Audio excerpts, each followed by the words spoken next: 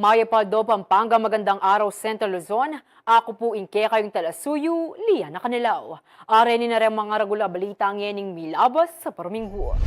Early harvesting na rin asan kayang Manila Bay Cove sa salangsanga ng Masantol Mayor Tonton Bustos. Suspensyon na ng Public Transport Modernization Program, February ng 22 a senador.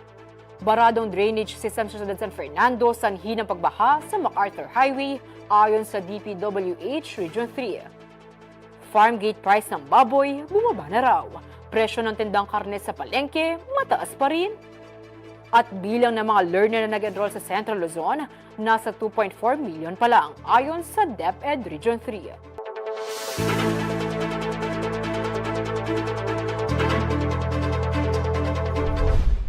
Kano pa ang Mayor Tonton Bustos ni Masantol, Pampanga keng Municala early harvesting, pauli na ng posibleng epekto na ng oil spill kare Masantolenyong manason. Agpang naman kang Gov. Dennis Pineda, yung DENR ating BFAR ngatin final say di kang fishing ban. Ayon yung report.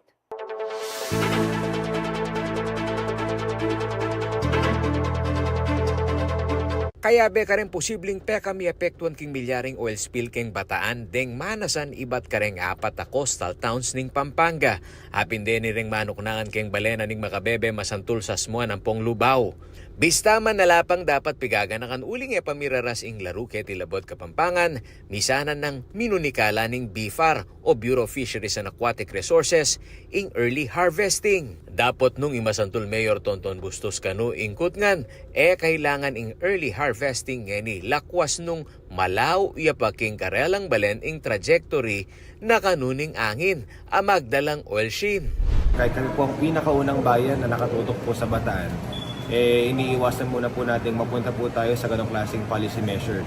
Dahil po talagang tatamaan yung ating mga mangingisda, ang ating mga fish pan operators at mga fish vendors na magkakaroon po ng mababang ani, mababang kita, tatamaan po directly ang kanilang family. Kaya napakalaki po ng market, napakalaki po ng mga tatamaan ng mga nagtitinda, mangingisda at mga bangkero kung agad-agad i-impose prematurely ito pong ban sa pangingisda or itong early harvest na.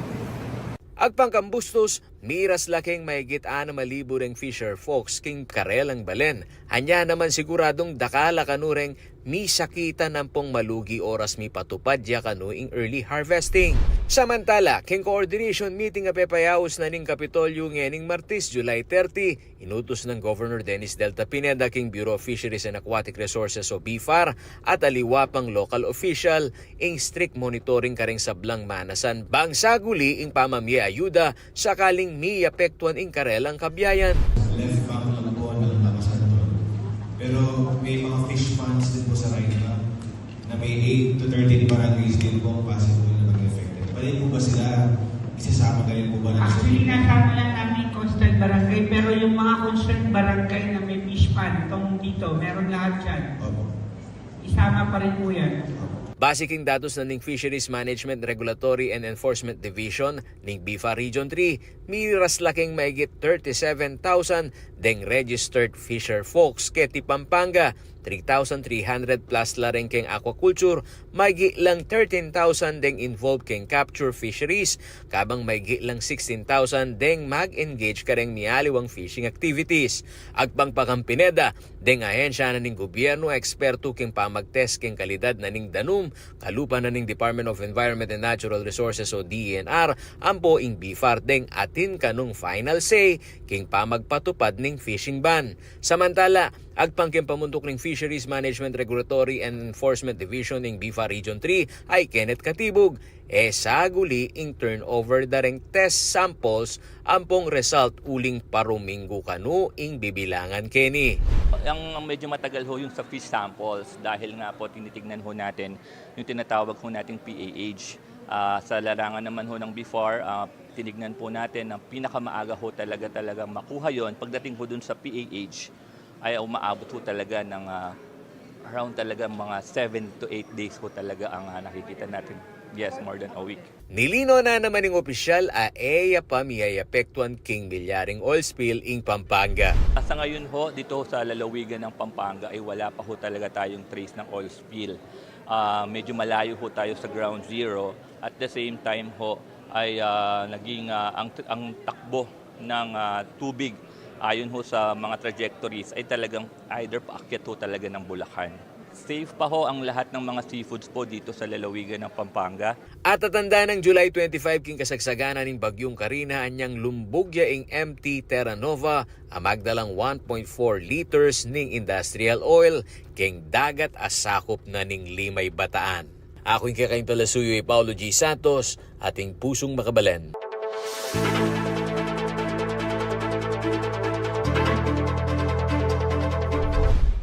Nagsagawa ng ocular inspection ng BIFAR Region 3, katuwang ang ilang mangingisda sa karagatan ng Hagonoy at Malolos, Bulacan nitong Huwebes, August 1. Sa kanilang pag-iikot, wala umanong bakas ng oil sheen ang namataan. Nagdaos din ng sensory evaluation sa mga bango sa isang fish pen at base rito, safe kainin ang mga ito. Naritong report.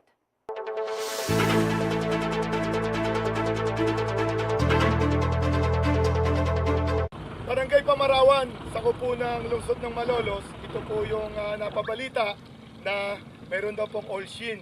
Ito po yung area na yon. Sa ngayon po, pagpunta po natin, wala po tayong nakita kahit ano pang traces ng oil.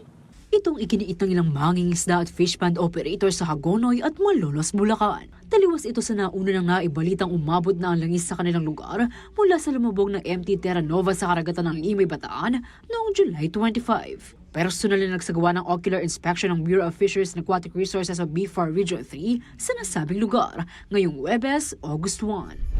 Today nga ay nandito tayo sa may Tibagin, one of the fish pens na nandito naka mismong front ng Manila Bay. Ay mula Pamarawan ay hanggang dito sa may Hagonoy ay wala naman po tayong nakitang oil sheen or whatever na nadaanan natin. At ngayon po ay nandito nga tayo sa isang fish pen at nakikita natin na tuloy-tuloy lang yung aquaculture activities dito, mga pag-aalaga ng mga bangos. Nagkaroon din ng sensory evaluation sa mga bangus sa isang fish pen na pinangunahan ng ahensya, gayon din ang ilang third-party evaluators. Regular daw umunong ginagawang sensory evaluation ng ahensya upang masigurong walang trace ng oil spill ang mga isda at ligtas itong kainin. Nakita natin na anong pagkahuli ay inamoy natin. Kahit na hindi pa siya inuhugasan, ay inamoy na po natin. No, dalawa po yung kinuha natin dahil medyo malaki po ito. Nasa 1.2 kilos ang isa. So pagkayari po nun ay ating ipinalaga. So wala siyang asin, wala lahat. At tinikman naman po natin. At sa atin po ay pumasa po siya. Wala po siyang trace ng lasa ng oil. Po, araw-araw po natin gagawin ito at naka-deploy po yung ating mga staff sa mga probinsya, ay even sa may bandang Cavite po at saka sa NCR. So ginagawa po natin 'yan para po sigurado natin na or malaman natin kung yung mga isda dito ay contaminated na po ng langis as far as yung appearance, yung amoy at saka po yung lasa. Samantala, simula ng may ulat na umabot na sa Hagonoy at Malolos ang oil spill, malaki umano ang naging epekto nito sa aquaculture. Ito pong pagbabangus namin, hindi naman po small scale to. Malawakan po ang ang market. Dito po sa Hagonoy, napakarami po naming nagbabangus dito na talaga pong itong bangus, isa po ito sa pinagkukunan natin ng negosyo. Hindi lang po local, pati po international. Kasi po dito rin po kumukuha ng mga bangus. Dito po sila kumukuha sa baybayin ng Manila Bay, Hagonoy area po. Eh, paano po kung sisirain po natin yung pong imahe ng bangus na nanggagaling sa Manila Bay? Babagsak po ang ating export. Sino po ang maapektuhan? Di po ba yung mga taong naghahanap buhay sa pangisdaan? Hindi lang po yung mangingisda na namamante, na nag-uumang po ng panghuli ng alimasag, nagtatahong, nagtatalaba. Ang malaking player po dito, yung pong commercial aquaculture, yung pong nag-aalaga ng bangos. Patuloy naman umano ang mga local government units sa monitoring at paghahanda kung sakaling tumama ang oil spill. Kasi ang Bulacan alone ay ang estimated sa milk fish lang dito ay nasa 22,000 metric tons na which is malaki pa po yung Bulacan niya, ay ang Pampanga. Ang Pampanga I guess nasa 26,000 or more. So malaki po ang magiging impact. Kaya ang amin naman, kaya ano po, kami nagtutuwa din dahil yung ginagawa ng mga local government units na preparasyon ay dire-diretso din. Yung paggawa na lang ng spill boom na monitor ko din naman po. Sa part kasi ng BIFAR, ang talagang bibigyan namin talaga ng proteksyon yung mga bukana ng Kailugan dahil para po maproteksyonan yung mga inland aquaculture naman natin. Liana Canilaw, CLTV 36 News.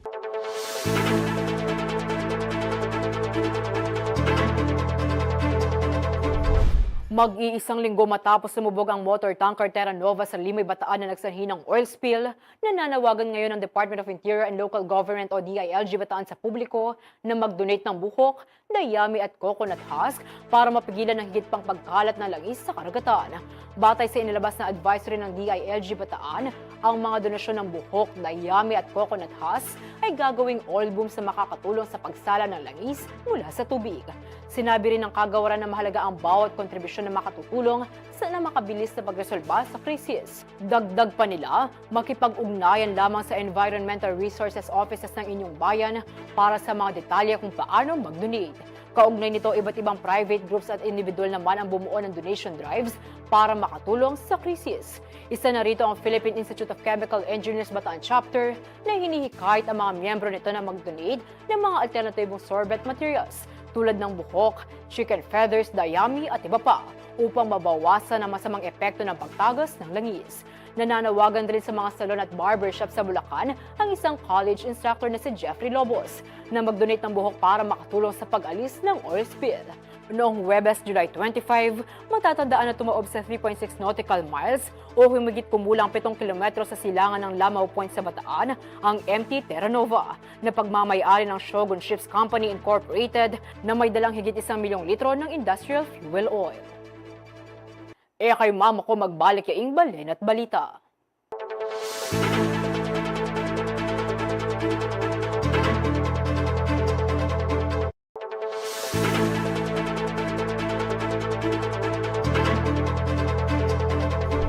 Makatutukay pa rin kayang balen at balita. Metong nga resolusyon ng pinirmandaryang adwang pulot adwang senador bang sa lansangan ng implementasyon ng Public Transport Modernization Program.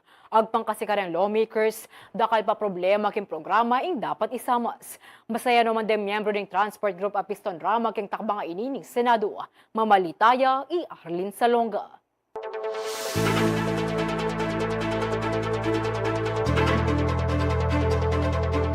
Majority ka rin senador dempe pakit suporta king resolusyon na manamuyot king gobyernong isuspendi ing implementasyon ng Public Transport Modernization Program o PTMP at dating awsang Public Utility Vehicle Modernization Program o PUVMP.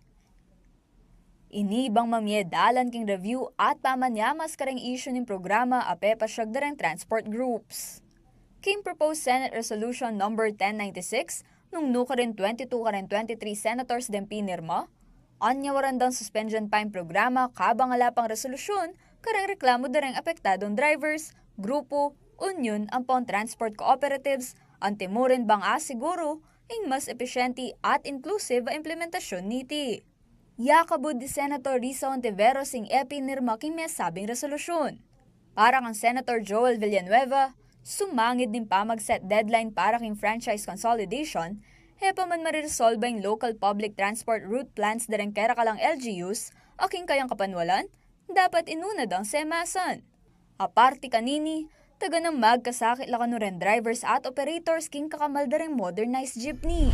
Mismo sila, Land Bank, DBP, nag-state sila na it's too expensive for our PUV drives. Magkano kinikita nila? Ang average, 650 pesos a day. That's absurd. Kaysa naman malubog sa utang, syempre, mapipilitan po yung mga kababayan natin na huminto na lang sa biyahe, monte yung babiyahe, mawawala ng trabaho, tataas na naman ng unemployment. At lumbagyan naman yung pinunto ng Senator J.V. Ejercito, inya pinirmaya king resolusyon. Kasi hanggat 2.5 to 2.8 billion ang isang modern jeep, napakamahal, hindi kaya ng ordinary jeepney and operators yan. Kailangan mahanapan po natin ng solusyon kung paano natin ito, halimbawa, may bababa, yung amortization. So, not unless, yung 3 factors, no? Rationalization of fruits, yung supply, tulungan natin dapat yung local, i-prioritize natin yung local as a manufacturer sect. Last but not the least, yung nakasalalay ito sa financing scheme. No, kailangan ayusin muna natin yan bago natin ipilit yung deadline na tapos na dapat mag-modernize na tayo. Dapat ayusin mo yung 3 factors na to para masabi natin handa na tayo sa PUV modernization. Welcome development naman kanu para king pinag-isang samahan ng super operator ng Rutang Angeles Mabalacat o Piston Rama, ing meging desisyon na inining Senado. Metong yung Piston Rama karang aktibong sasalangsang kay may sabing programa ng gobyerno at mumuntayong pamuntok day Edward Ferrer karang Senate hearings tikil kang issue. Talaga pong masaya kayo po, kami nga po, pauli na po ng may suspended po yung modernization program. Mas masanti po yung ginawa ng Senado. Baka kanita po, madam, pisabi niya, apipit na nga palagi kung amanuan, pisabi niya po uli, baka kanita po, payawis lang ang din ng tututol, ako rin ng tututol. Baka kanita po, punta po nga pa-implement yung programa, tuloy-tuloy na po. At the same time, ala na po po kontra. Adwalang bagay rin tututulan na ng Piston Rama. Impersahang pa mag-consolidate, ating malapresyo da rin modern jeep agawa da rin foreign manufacturers. Asahan naman kanu, yung karelang kooperasyon kay marapat na review ng PTMP. At talaga pong makiabay kaya po kayong pamag-aral pa siya bayo ngayon. Kaya po, nung nano po itong dapat ako sa masa. Pakisabi na pang Ferrer kang Presidente Ferdinand Bongbong Marcos Jr. Sana po, Pangulo, pakinggan po natin ito. Pag-usapan po uli, hindi naman po talaga tayo tutol sa modernization program na pinatutupad ninyo. Pero dapat lang po patawang po uli at pag-aralan po mabuti itong patutupad na programa. Samantala, anyaya pang April 30 in deadline ng franchise consolidation ng Public Utility Vehicles o PUVs. Agpang karang senador, as of April, at sula pa kanuking 36,217 units o 19% karang jeep at aliwa pang PUVs dengali pa migpa-consolidate at malyari pa kanumita sini, uling atin pang drivers at operators ing mig-file petisyon bang i-revoke ing karelang membership pauli ning mismanagement karang karelang transport cooperatives. Dagdag da pa, 174 lamo o 11.05%, karang 1,574 local government units dang ating approved Local Public Transport Route Planning o LPTRP. Bistaman may set na yung deadline ng consolidation, sinabi na rin senador na atin lapang hanggang 2026 ding LGU ating Department of Transportation bang makapag-comply at makumpleto yung karelang LPTRPs. Nasa na ning may sabing programa inumpisa niya pang 2017, apalitan ding lumang jeep karang Euro 4 compliant asaken, bang makaiwas king polusyon at alilan din PUVs na alina roadworthy basic in standard ning Land Transportation Office o LTO. Kaya bay Jennifer Salenga, ako po yung kakain Talasuyo, Arlen Salonga, ating pusong makabalen.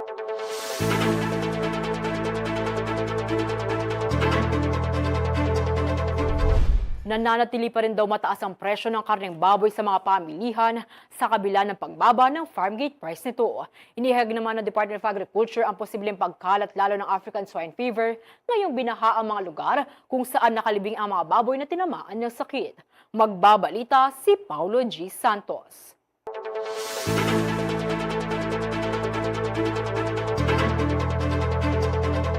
Naglalaro na lamang daw sa 165 pesos hanggang sa 195 pesos per kilo ang farm gate price ng baboy ngayon ayon sa Pampanga Swine Producers Association. Pero sa kabila nito, nananatili raw ang mataas na presyo ng karning baboy sa mga palengke. Ngayon po kasi it's 225 noon. Tapos bumagsak po dahil nagka-outbreak ngayon. Pinabagsak ng mga trader, umabot na lang po ng 195 at possibly bababa pa siya. Doon sa ibang area na kung sa may naman, 185 ang presyo na per kilo. Ngayon is 165 to 150 to 165 na lang po ang presyo. Talagang binabarat nila. Ang sinasabi po ng mga traders, marami po silang nakukuha sa Batangas, Laguna, At the same time, Bulacan, kaya po naepektuhan yung sales ng tiga Pampanga. Ayon sa tagapagsalita ng grupo na si Toto Gonzales, tila nagkakaroon ng pagmamanipula sa presyo dahil sa todong pambabarat daw ng mga traders sa mga hog raiser, lalo na't ramdam pa rin ang epekto ng African Swine Fever o ASF. Ang problema po natin kasi marami talagang magte-take advantage pag alam na nilang may mga outbreak na ganito gaya ng ASF. Alam mo naman po yung mga traders na tapos talagang ito yung chance nila para kumita ng malaki. Ginagamit nila at hindi naman sinasabi sa mga binebentahan nila sa wet market o sa consuming public na ibig sabihin na mura yung nakuha nilang baboy sa mga farms o commercial farms. Sa wet section ng public market sa siyudad ng San Fernando, hindi bababa sa 360 pesos kada kilo ang karne ng baboy. Hindi raw ramdam ng mga retailer ang sinasabing pagbaba ng farm gate price ng baboy. Kasi sa mga dealer, tumaas ang kuhanan nila. Kaya kami, pati dito mga reseller, tumaas na ng presyo. Hindi kasi kami pwedeng magbaba eh. Wala eh, hindi totoo yun. Kaya nga, gaya na sabi ko, sa balita, bumababa ang presyo nila. Pero dito sa totoo, sa realidad, tumataas talaga. Dito lamang Martes, inihayag ni Agriculture Secretary Francisco Chu Laurel na inaasahan ang higit pang pagkalat ng ASF dahil nabaha ang mga lugar kung saan daw nailibing ang mga baboy na tinamaan ng naturang sakit. Kabilang daw sa mga nakitaan ng pagdami ng kaso ng ASF ang lalawigan ng Batangas at ang Mindoro Island. Bagamat wala pa naman daw dapat ikabahala sa ngayon. Kaugnay nito, inaprubahan na ng Food and Drugs Administration o FDA ang Certificate of Product Registration ng AVAC ASF live vaccine na gawang Vietnam. Ito ang kauna-unahang bakuna kontra ASF na naging otoridado sa bansa. Dahil dito umaasa raw ang pamahalaan na muling makakabangon ang mga swine industry sa bansa na labis na pinadapa ng ASF. Kabilang na rito ang mga magbababoy sa Barangay San Juan Baño sa Arayat, Pampanga. Marami pong nag-aalagang baboy dati rito. Ngayon po, mula nung dumating yung sakit, kukunti na lang, ilan na lang po ang nag-aalaga ng baboy kasi natakot sila, gumastos na malaki sa mga baboy tapos nung namatay, binaon lang namin sa bukid. May ilang backyard hog raisers naman gaya ni Martin Reyes na diskumpiyado pa rin na magparami ng alaga sa kabila raw ng inaprubahang bakuna. Yun nga po eh, kaya ayaw ko muna magparami dahil baka po bumalik yung sakit. Mahirapan na naman ako malulugi na naman. Kaya pa konti-konti lang po muna yung kayang-kayang pangpamilya, gano'n. No? Kung may gustong bumili, nakakabenta na pa isa-isa, gano'n. Hindi naman daw masisisi ang ating mga kababayan sa pinapakitang vaccine hesitancy dahil hindi raw naging epektibo ang unang inilabas na bakuna noon. Ang nangyayari kasi, yung first tranche ng linabas po ng vaccine na galing sa Vietnam, hindi po siya naging effective sa mga farms. At marami po rin na nag-off feed o yung hindi kumakain at marami pa rin. Pag umabot ka na ng 30% yung population mo, may namamatay na rin kasi dahil po yung wala po pa pong 100% na effective yung vaccination na nanggaling sa Vietnam. Nasa 600,000 doses na bakuna kontra ASF ang inisyal na ilalabas ng Department of Agriculture sa bansa at punteriya dito ang mga nasa red zone o ground zero ng ASF outbreak ngayon ayon kay Secretary Laurel. Libre umano itong ipapamahagi at inaasahan itong mairo-roll out ngayong darating na buwan ng Agosto hanggang bear season upang maiangat ang industriya ng hog industry na hanggang sa kasalukuyan ay apektado ng pamemeste ng ASF. Ako si Paulo G. Santos para sa CLTV 36 News.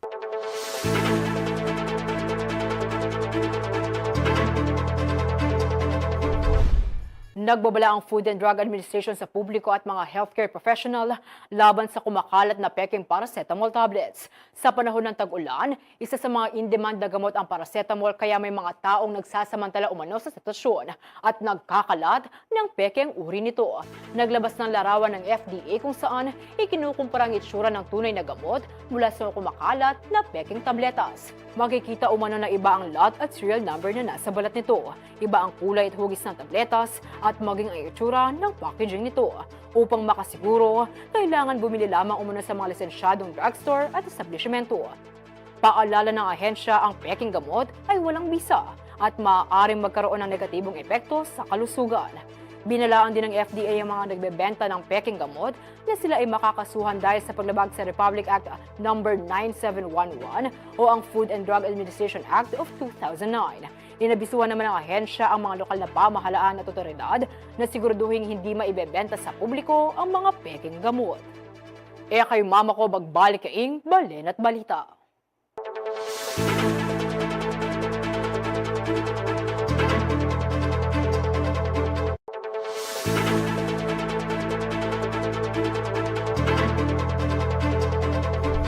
Makatutukay pamurin keng Balen at Balita. Naranasan ng matinding pagtaas ng tubig sa siyudad San Fernando sa loob lamang ng ilang oras na pag-ulan, gawa ng thunderstorm. Umabot ang baha maging sa mga major road katulad ng MacArthur Highway. Ayon sa Department of Public Works and Highways Central Luzon, barado ang mga kanal sa siyudad kung kaya't nagpopondo ang tubig at mabagal humupa.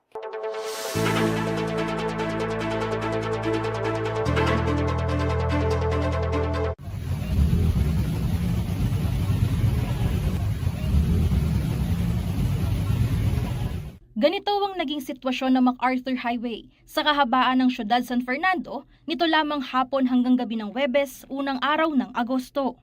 Halos umabot na sa lapag ng sasakyan ang lebel ng tubig at hindi nakakayanin ng mga maliliit na behikulo sa bahagi ng Jose Abad Santos Avenue sa Barangay Dolores. Ganito rin ang kalagayan ng kalsada sa San Agustin, partikular sa St. Jude at maging sa tapat ng Government Center sa Barangay Maimpis. Resulta ito ng halos 2 oras lamang na pag-ulan na dala ng thunderstorm. Kaya ang pila ng mga sasakyan tumukod ng kasukdulan. Maging ang ordinaryong mamamayan at motorista, duda na baradong kanal ang dahilan ng pagbaha sa highway. Siguro sir, mga sa drainage, sa mga ganito, daanan ng tubig, baka may barado sir. Mga basura sir, mga plastic, ganon. Kaya mga plastic dapat huwag itapon sa mga drainage o kung saan saan. Yung sa ano sir, yung sa mga drainage natin sir, masyadong maraming lupa, kaya yung lupa natatabunan yung yung drainage natin, kaya umulan lang ng bagya doon sa taas, tapos dito baba na po yun dito. Lagi pong bumaba dito sir. Kasi nakikita nyo naman po palagi kung dati kayo dumadaan dito sir. Ano lang po, ulan na ng bagya, tapos yung tubig naaapaw na yung mga drainage natin. Ang hinala ng publiko, kinumpirma ng Department of Public Works and Highways Central Luzon. Ayon kay Engineer Almer Miranda ng DPWH Pampanga District Engineering Office, barado ang mga kanal kung kaya nagpondo ang tubig at hindi agad humupa. Dagdag pa na kamakailan lamang ay naranasan ng ilang araw na pag-ulan na dala ng bagyong Karina at ng habagat. Puno na umano ng lupa, buhangin at basura ang drainage system ng syudad kung kaya't heavily silted ang mga ito. Isa sa mga naging obserbasyon ng ahensya, may problema din sa waste disposal ng mga private construction work sa syudad gaya ng mga nagpapagawa ng mga commercial buildings. Nabanggit na umano ng DPWH sa sangguniang panlungsod ng syudad San Fernando na kailangang magpasa sila ng batas ukol sa tamang pagtatapon ng mga construction materials. Nung nag-meet kami ng konsehal dito sa city, na kung maaari gumawa sila ng resolution, lalo-lalo na yung mga kababayan natin ng mga nagpapakonstruct o nagpapagawa ng bahay, kung minsan walang patumanggang idadump yung materials nila sa harapan nila na mayroon tayong drainage canal. Ngayon, nakikita naman nila na mayroong opening yung mga kanal natin. Hindi man lang lalagyan ng plywood para matakpan yun. So, diretso yung buhangin, graba sa kanal. Samantala, binanggit naman ni Engineer Miranda sa CLTV News nakasama ang kalsada sa kahabaan ng Barangay Maimpis sa nakapanukalang full rehabilitation project na gagawin ng DPWH. Isang pinoproblema natin dito sa syudad, dito sa MacArthur Highway, pagka umulan ng malakas sa bandang itaas, bandang Angeles, so yung bagsak ng tubig dyan, dadaan dito sa atin. So yung mga kanal natin dito sa MacArthur Highway, talaga na-overtop yan. May mga section tayo dyan na pahirapan ng pagdaan ng mga sasakyan pagka malakas yung ulan sa taas, kahit na hindi umuulan dito sa atin. Ngayon, may naka-propose na project na gagawin ng district at ng regional office. So yung mga major na naging problem natin gaya yung sa Maimpis, yun, mayroong project na gagawin yung regional office doon. So rehabilitation ng mga drainage systems natin dyan. So hopefully, sana pagkatapos ng mga proyektong ito, hindi na aabutan ng baha yung kalsada natin dyan sa MacArthur, sa may Maimpis section. Ayon kay Miranda, patuloy ang pakikitungo ng DPWH sa mga lokal na pamahalaan na sakop ang MacArthur Highway dahil mawawalang silbi umano ito kung sa kustodiya ng mga ito ay hindi maisasaayos ang regulasyon sa basura at pagpapanatiling malinis ang daluyan ng tubig. Isa sa pinakamahabang highway sa Luzon Island, ang Manila North Road o ang MacArthur Highway. Sa bahagi ng gitnang Luzon, pinakabulnerable sa pagbaha ang Pampanga at Bulacan na may tuturing na catch basin o pinakamababa ang lugar. Kasama si Paulo G. Santos, Angelica Cara, CLTV 36 News.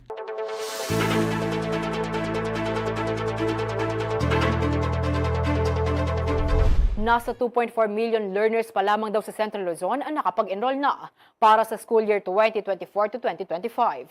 Ayon sa Department of Education, Region 3, paniwala ng kagawaran, naka-epekto ang nagdaang Super Typhoon Karina sa mababang enrollment turnout. Subalit, umaasa silang madadagdagan ang bilang na ito sa mga darating na araw. Naritong report.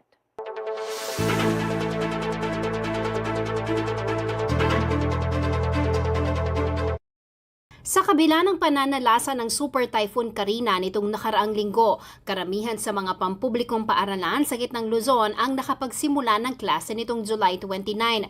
Bagamat hamon ang sumalubong sa pagbubukas ng klase, hindi naman natinag ang mga magulang, mga guro at mga mag-aaral. Natin, no, dito sa ating first day of school for the new school year 2024-2025, masasabi po natin na generally successful po. Pero 12% o 452 out of 3,731 schools sa rehiyon ay hindi kinayang magbalik eskwela dahil lubog ang mga paaralan sa baha, lalo na sa lalawigan ng Bataan, Bulacan at Pampanga na nagdeklara ng state of calamity. Pero dahil sa magandang panahon sa mga nakalipas na araw, nabawasan na raw ang bilang na ito. So as of today, meron na lang po tayong 340 schools na sa August 5 na po mag-open. So, due to several reasons, but most of the reasons po dyan is, yun nga po yung mga naging epekto ng Bagyong Karina. Dahil din sa sama ng panahon, ang nakaschedule sana na paglilinis o ang brigada eskwela ay naantala. Pero bago ang pagbabalik eskwela sa August 5 para sa ilang natitirang paaralan, titiyakin daw na malinis at handa ng muling magamit ang mga ito. Batid ng DepEd ang habagat season pero hindi naman daw nila nakikita na magiging sagabal ito dahil narya naman ang distance learning. Yung tinatawag nating alternative delivery modalities natin, talagang nakikita natin na talagang kailangan po natin itong palakasin palalo because of this natural occurrences po, no, yung mga bagyo at iba pang mga disturbances sa ating school. Pagdating naman sa naging postponement sa unang linggo sana ng pasukan para sa ilan, maaari naman daw magpatupad ng makeup classes upang mapunan ang bilang ng school calendar. May guidelines na raw ang DepEd kaugnay nito. School heads natin, kailangan meron tayong action plan kung papaano po natin masisigurado through makeup classes or pero syempre we have to abide by the school calendar na nakalagay po sa ating DepEd Order 9 ngayon, no? Na regarding po doon sa calendar of activities natin. Samantala, as of August 1, 2024, 9 a.m., nasa 2.4 million pa lang ang bilang ng enrollees sa public, private, SUCs at LUCs para sa elementary, junior high school, senior high school at alternative learning system o ALS dito sa rehiyon. 2.9 million learners ang target enrollment ng DepEd. Ibig sabihin, nasa kalahating milyong mag-aaral pa ang hindi nakapag-enroll. Ayon kay Michelle Cataplacson, Information Officer ng DepEd Region 3, posibleng nakaapekto sa pagbaba ng bilang ng enrollees ang nagdaang bagyo. At kung ano pa ang posibleng ibang dahilan, hindi pa raw matutukoy ito sa ngayon.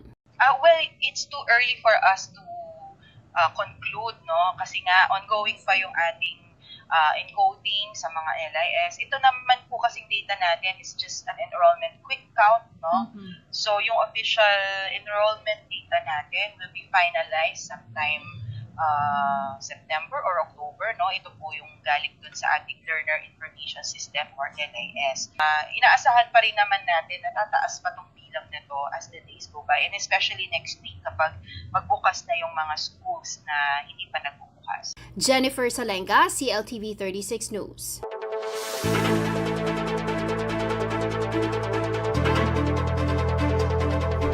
Prioridad daw ng Police Regional Office 3 ang kapakanan at kaligtasan ng mga kabataan. Kaya naman sa muling pagbubukas ng mga paaralan sa huling linggo ng Hulyo, mas pinaigting daw ng kapulisan ang kanilang pagroronda sa mga lugar na madalas puntahan ng mga mag-aaral.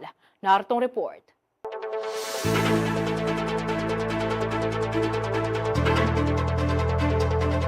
Umabot sa higit 2.3 milyon na mag-aaral dito sa Central Luzon ang nagbalik eskwela simula nitong huling linggo ng Hulyo. Bunsod nito, mas pinaigting raw ng Police Regional Office 3 ang pagroronda sa mga bisinidad ng paaralan at mga lugar na madalas puntahan ng mga kabataan. Sa lahat po ng ating municipal police station, mga police provincial offices na magtalaga po ng dedicated na police personnel sa kada paaralan or eskwelahan.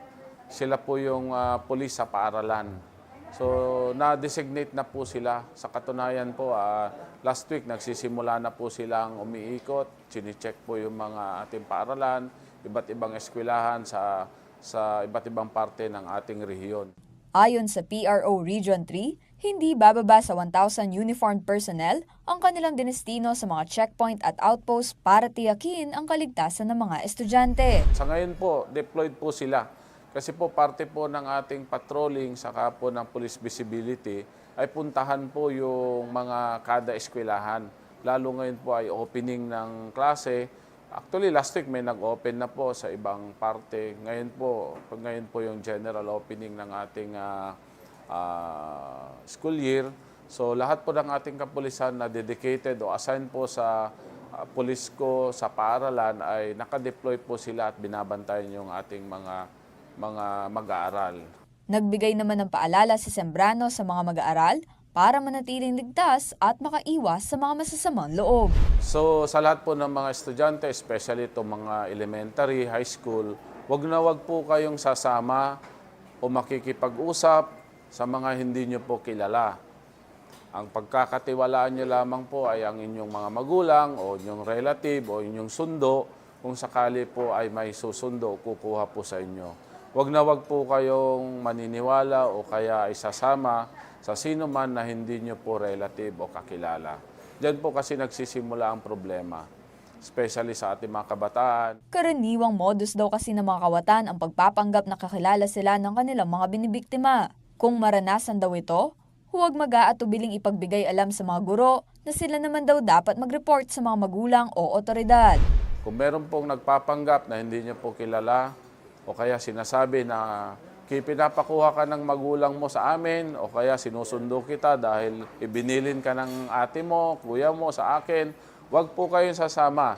Kundi bagkos bumalik po kayo sa inyong teacher, sa inyong maestra, kung sino man po instructor ninyo, sabihan niyo po sila na hindi niyo po kilala yung sumusundo upang sila po yung tumawag sa inyong magulang o sa inyong relative para kayo ay sunduin ng inyong mga magulang. Yun po. Kasama si JM De Jesus, Arlen Salonga, CLTV 36 News.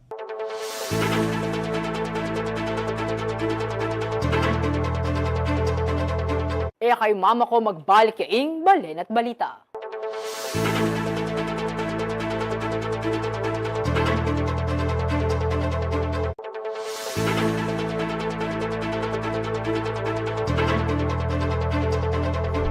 Makatutukay pa rin kayang Balen at Balita.